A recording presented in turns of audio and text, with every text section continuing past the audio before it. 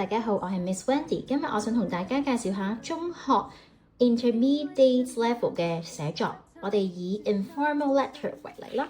首先咧，我哋會有分 pre-pro-whiles 嘅 stages 去教導翻學生點樣響準備作文 ，instead of 我哋拋個問題俾佢自己做嘅。咁首先咧，我哋會有 structure 嘅 input 啦，例如分 greeting、opening、body、closing、sign off 等等，亦都會有唔同嘅百搭句式啦，俾翻學生去做一個 reference 嘅。咁跟住咧，我哋就會有個 analyst 啦，去俾翻學生塞翻一個 context 同 situation 角色，咁就會有個 sample 俾翻學生去做參考啦。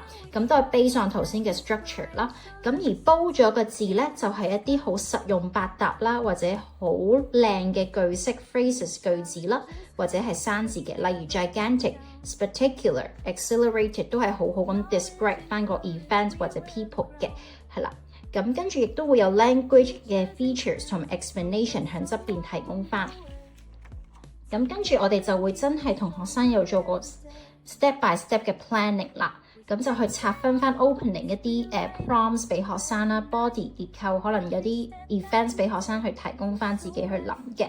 咁然之後咧，都會有啲 vocab input 啦 ，instead of 平平無奇 excited 用到沉氣，咁我哋都會有啲 alternative 提供翻俾學生，例如 over the moon 去形容 excited 啊等等嘅。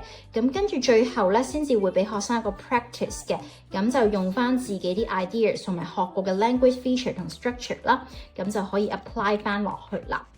咁呢一度咧都係好好咁樣 check 到學生有冇融會貫通嘅。咁最後咧都會有個 review，咁都係 check 翻一啲譬如 adjective 啊 synonym 喺個 text 裏邊。咁呢一 part 都好重要啦，教翻學生唔同嘅 part of speech 詞性，對於佢哋去 enrich 佢哋嘅作文咧，都係好有嘅幫助嘅。